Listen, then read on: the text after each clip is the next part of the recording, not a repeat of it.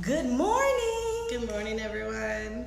How you guys doing? I hope you all are doing great on this beautiful day. I know that you guys are all over the country, so here in Charleston, it is absolutely gorgeous. Hot. Jennifer is being nice. It is. It's hot and humid, as you can see from my hair. Brutally hot. But that's okay, because the nice Good thing morning. about Charleston is that we have a beach.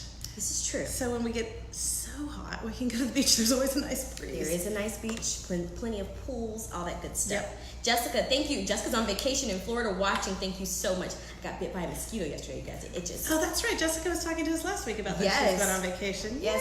Yay. Hey, Carla, good morning to you. You guys go ahead, like, love, share this video. We want to get as many people on as possible. We are talking about gossiping kings and queens. Yeah. Why what they say is none of your business. Hey, Tina, so good to see you.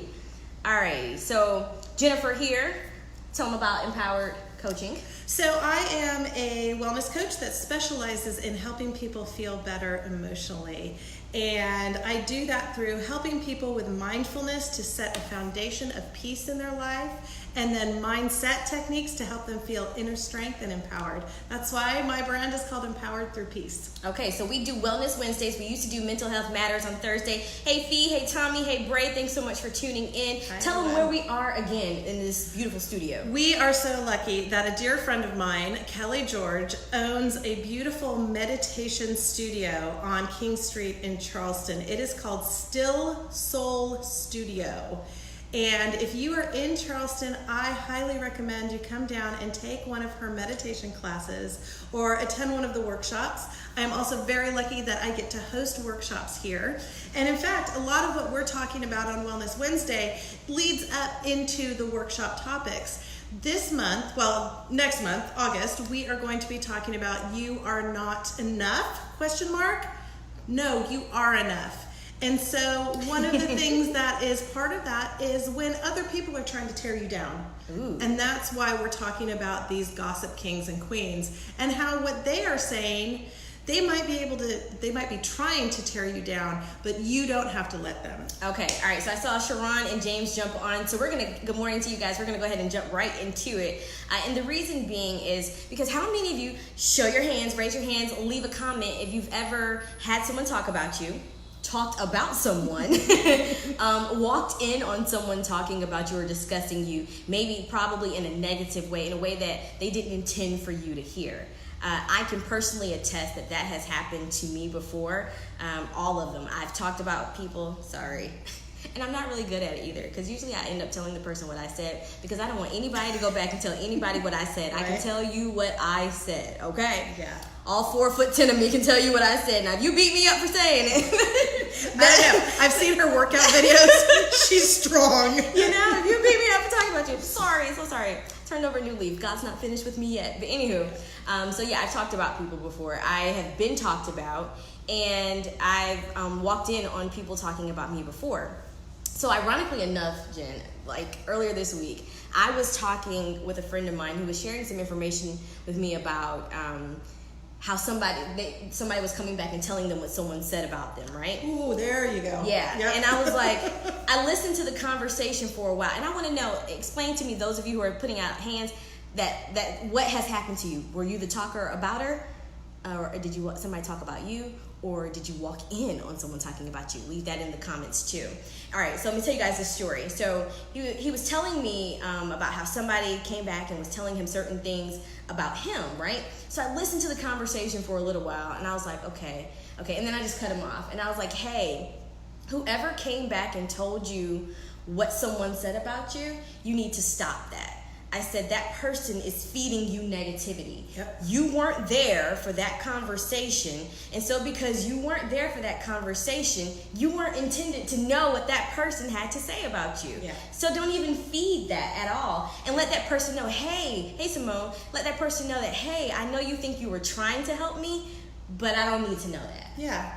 Well, Megan, what do you think about if a friend comes to you? This actually happened to me recently. Okay. And she says, you know, so-and-so came to me and is upset. Mm-hmm. And she was talking about how she's upset with you about something. Now, she didn't go into details about that, but I appreciated that she let me know that I needed to go and talk to that person, because that person should have come to me, but she was going to all of our friends. And that actually happened 3 times. Whoa. Yeah, it happened 3 times. Okay. Well, I can appreciate that. Now, that's a little different. So Yeah. if a person is coming up to me and says that, hey, so-and-so is upset with you. You offended them when you did X, Y, and Z. I'm okay with that. But telling me that somebody says that, well, I didn't like the way she got her hair done that Tuesday, and that dress that she wore on Wednesday is not even cute. Or did you hear what she said? Did you hear how she messes up all the time when she does the traffic report? Like, I don't need that. You know what I mean? Yeah. Or I just don't need that type of negativity. So for me, I remember one time I was in a situation and I was being talked about, right? And I had some friends who ironically were always in a position to find out what the folks were saying about me. And I remember they used to tell me, and I used to listen to it. And so at the time, we looked at it as I could be a step ahead of any attacks or battles that I might be facing.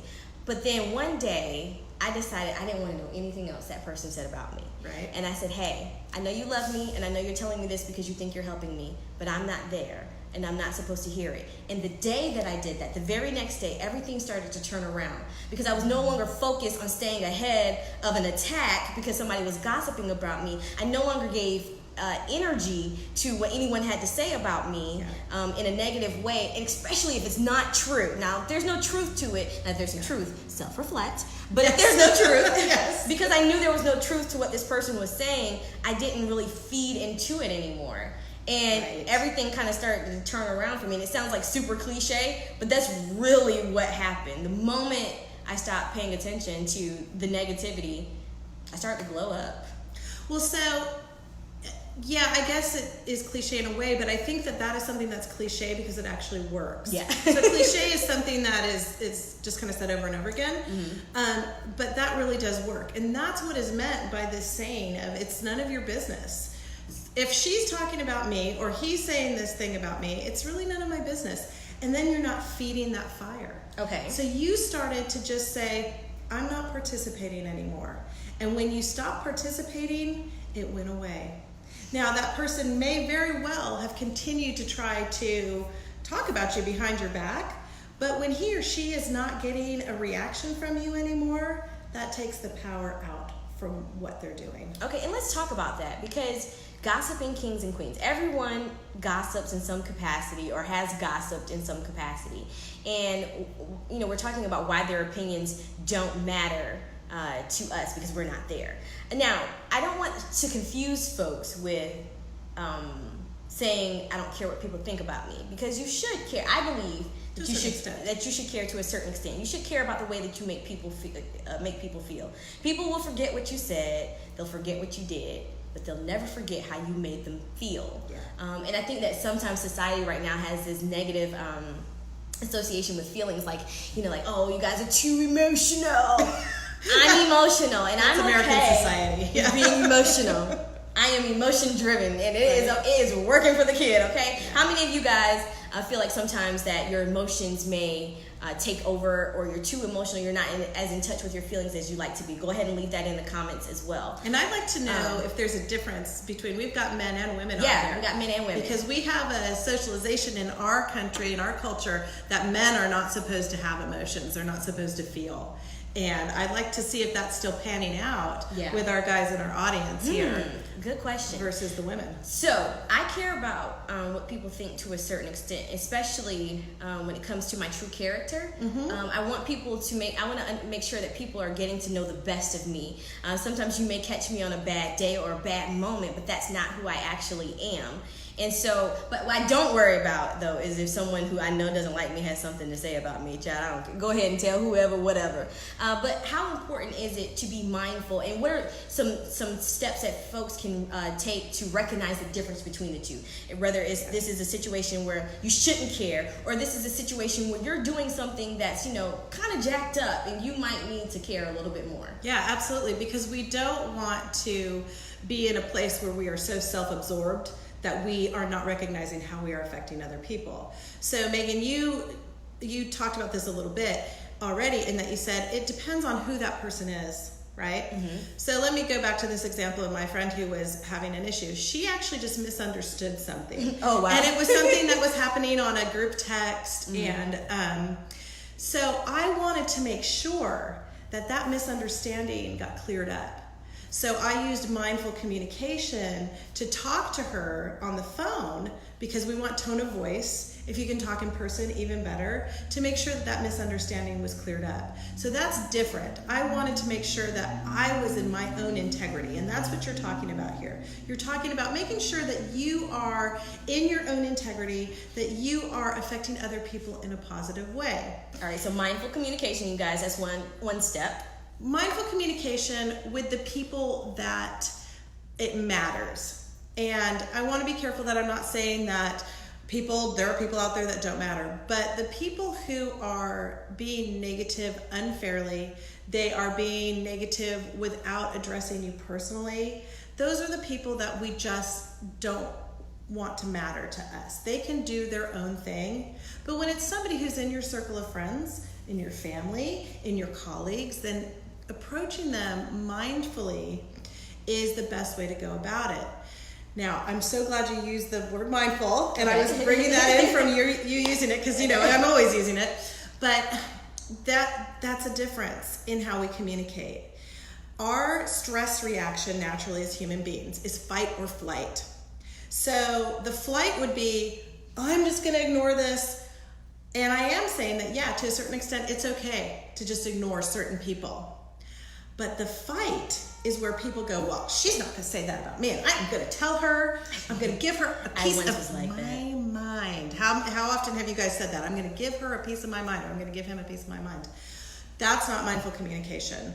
And with mindful communication, and we'll do another episode on this, and I have a couple of blogs on it on Peaceful Living Wellness, which is my blog site. It starts with empathy.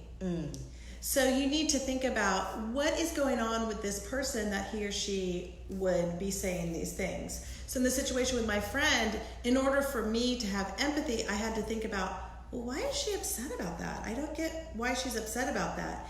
And then I thought, oh, I bet she feels like she's being left out. Oh, wow. So I was able to have empathy for her feeling left out. So it all starts with caring about the way that you make others feel, and caring about that person from a genuine standpoint as well. Yes. Okay. Yes, and that is the key to empathy. Okay. So how many times do you guys find yourselves in situations where, someone has said something that they may have misunderstood, or you've not communicated clearly for some reason, and someone has been upset or offended by something that you did, and it just turned out to be a miscommunication? Go ahead and leave that in the comments as well, because we want to hear from you guys. One thing that came to my mind while you were speaking is we were talking about I think of the best way to say it. Fight or flight? Yeah, hold on. I lost my train of thought. It'll come back to me. It happens. That was a long I really hate the word Whenever you feel like you're about to say little sidebar here, you can just stop talking and then you won't say Coming from a professional. She's on just camera. Stop talking. She is on camera all the time, so she is a professional. I love it. Oh gosh, it was a question, but it escaped me. What was I going to ask you, Jennifer? I don't know. I don't know. Forgot. It'll come back to me. But yeah, so I really want to remember. It just keeps almost coming to me. Tip of the tongue. Well, maybe if we continue to talk about this topic, it'll come back. So we were talking about fight or flight, and that is our natural biological reaction to stress. When somebody is talking about us in a way that we deem unfair, that invokes our stress response. So we go into fight or flight. So what I'm trying to put across to people is... Oh, it came to me. She's got it. I'm sorry. I don't mean to cut you off. Go. All right. So this is for the person or who's in a friend group or family group, and they don't deal well with confrontation.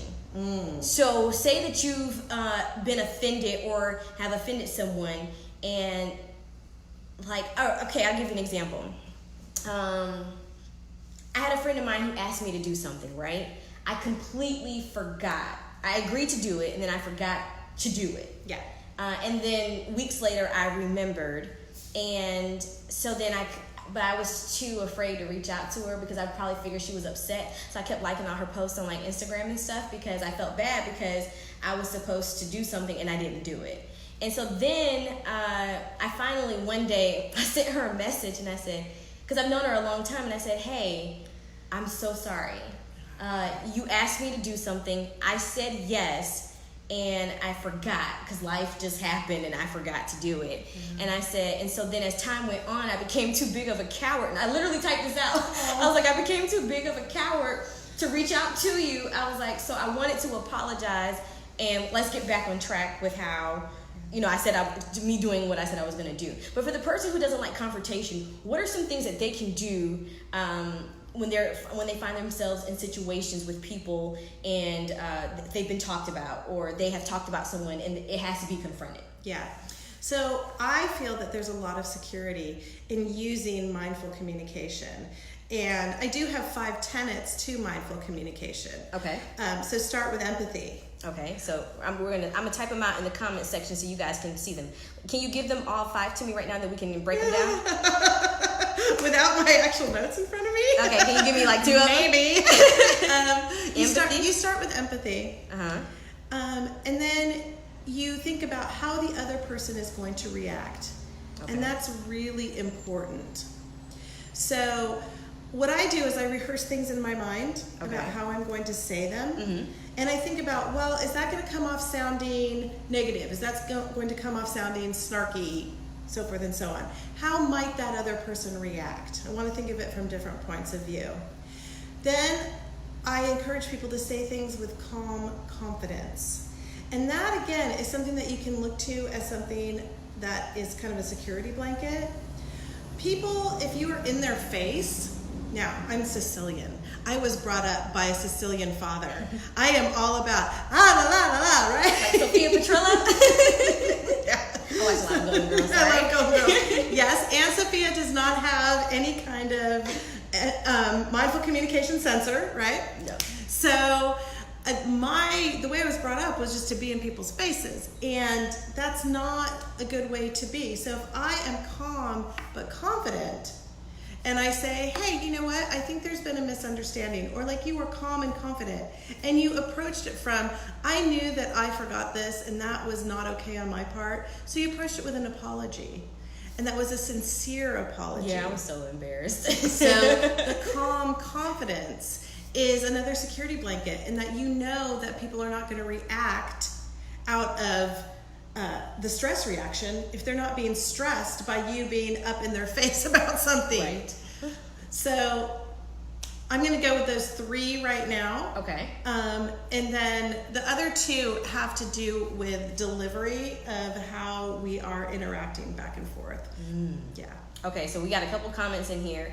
Fiera says, I think that I have had things misinterpreted and be offended via text or email because people add tone to your words. Yep. Tina says it's more important to prove that you are right. I don't think that's what she was saying. I tend to care more about, you said you tend to care more about others than yourself. I can see that, Tina. We all struggle with that. Bray says, ooh, she likes none of my business. And then Jessica says that if it's someone that I love, care about, or truly care about their friendship, it is more important to me to make the situation right versus proving you're right. I agree. And so we are talking about, if you're just tuning in, we are talking about gossiping kings and queens and being in situations where folks have talked about you, you've talked about someone, or you've walked in on people talking about you. It's always really awkward when you walk in, people talking about you in a negative way. I think the only people I've done that with in the recent past are my children. And so, really? Oh, God. And they're usually complaining about me making them clean up their rooms or something. It's happened to me a time or two. I think it was more awkward for the other person than it ever is for me. Yeah. Yeah, no. And hopefully they will learn not to do that kind of thing. The one thing that I am still practicing, and I think, and you guys let me know in the comments if you have this issue as well. When I get excited, be it happy, sad, angry, my voice naturally rises. I literally have to hear this little voice in my head that says, stay calm. Like, keep your voice normal, monotone-ish. you know, because I'm an expressive person with a big personality, and so I get loud. I think you might have some Sicilian in you too. You know, somewhere down the line, you know, do some Ancestry.com. Yeah. But how important, and another thing for me too is, I don't like when people stand over me. I'm already a small person. Sorry. I may have a slight Napoleon complex. I don't know. But anyways, like, so when people are like this over me, no, let's sit down and let's talk in a calm voice. So how important is that when you were talking about delivery? Is it to make sure that your voice stays in a neutral tone, a neutral level? Yes. Both of those points that you just made about body language and tone of voice, I highly, highly recommend not using text, email, any written communication unless you are a very good letter writer. My original career was in political science, so I read a lot of letters written back in, you know, the 1700s, 1600s, and people were very good at expressing tone through words. We are not good with that anymore. And because we are trying to talk in 140 characters or less, tweets. No, we really have gotten to the point where we just say it and we don't put in all those extra words that convey tone. So I highly, highly, highly recommend not using text, email, etc. Because if we are talking one-on-one, we can modulate our tone. Now, this is something I really had to learn to do for my daughter who has anxiety disorders, because if I have even the slightest bit of frustration in my voice, she thinks that I'm very angry with her. And so I've had to practice this. She's 13 now, for all of these years, to remain very calm. And that is very important when we're talking to anybody in these situations. Now, you don't want to remain so calm that you lose your confidence. And that's when I really like to use this term, calm confidence. So with my friend who had the misunderstanding, it was pretty straightforward with her. And I actually did send her a text because I knew she'd be okay with that. And I said, hey, I would really like to have a phone conversation with you. It sounds like there was a misunderstanding about something and I'd like to clear it up. So she called me and I was very straightforward with her, but calm. And I said, you know, I have to be honest with you, I don't know why you're talking to all of our friends about why you're upset with me, when I thought that we had the kind of relationship that you could come to me and talk to me about it. And she kind of hemmed and hawed because she knew she shouldn't have been doing that. And I said, but this is what I see happen. Let me know if this is actually what happened. And it turned out that, yeah, she thought she was being left out of something, and it was just that it was something that was going on while she was at work. And so she wasn't invited because she couldn't have gone anyway. Right, she just wanted to be invited. But I also wanted to make sure that she understood that I was serious about the fact that she needs to come to me and not go and complain about me to our friends. So tone of voice is important, and you need to modulate it to be both calm and confident. Body language is the other point you were talking about. And body language is something that is used in order to disempower people. Now, this comes a little bit from my feminist background, guys, sorry. Yeah. But men have used this traditionally to... She said it, not me. I said it. That's my background. I'm a feminist scholar.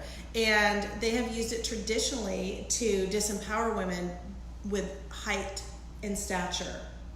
In fact, that happened to me about 1.5 years ago with a professor at the Citadel, to the point where I dropped his class and I could not function with him anymore because he was so involved in trying to disempower me with both words and posture. So when you said sit down, be at the same level, that's really important. It's something we learn in parenting as well. That if you are over your children and saying da da da da, it's very different than sitting on the same level with your children and teaching them, as opposed to talking down to them and scolding them. And we have found that whether you're talking to a wee bitty 3-year-old all the way up to a wee elderly 80-year-old, if we can talk, if we can do it at the same level, we are much more productive in the outcome of our conversations than when we talk bodily or tone of voice down to people. Okay. Alrighty, guys. we're going to wrap this thing up for this Wellness Wednesday. Jennifer, thank you so much. Thank you, Megan. Still, thank you so much. Yes, thank you, Kelly George from Still Soul Studio. And come and join me next month for You Are Not Enough, ? And then we're going to talk about all the ways that you can combat that. Ironically, I heard a sermon about that at church on Sunday. Oh, It good. was geared towards women, letting us know that we were already enough, the way that we were created. And love it. it gave some stories about some strong women in the Bible who Yeah. moved some mountains. Yeah. Figuratively, not literally, but anyways. Anyways, we're gonna wrap this thing up. We're gonna tag, Jennifer's gonna tag her page in this too. You guys go ahead and give her page a like, love, share this video with your friends. If you have topics that you would like discussed, go ahead and leave them in the comment section. If you don't want to leave them in the comment section, feel free to send either of us a message. Yes, please do. And make sure you guys are staying positive, that you're staying happy, and you're staying healthy. And don't forget about peaceful. Peaceful. If you aren't being peaceful, how can you be someone else's peace? Right? Yeah. That's a good, We need to use that as our tagline. Yes. All right, you guys have Thanks, a great everyone. day. Have a great week.